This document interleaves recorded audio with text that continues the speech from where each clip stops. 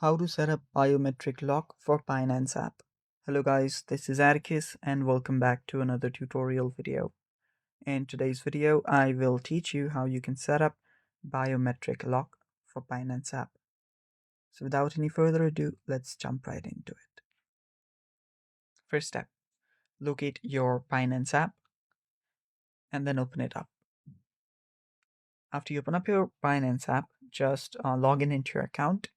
And if you are opening the Binance app for the very first time on your device, you will be prompted to enabling biometric authentication. So simply enable that. If not, if you're already on your Binance, tap on the three lines on the top left. Then tap on your profile. After you do that, you'll find the security option. Tap on it. After you've done that, from here you will find the passkey option, which is biometric. Tap on that. And here you can read all of these. You can log in without passwords, work on all of your devices, and keep your crypto safe. So tap on Add Passkey. From here, simply tap on Passkey.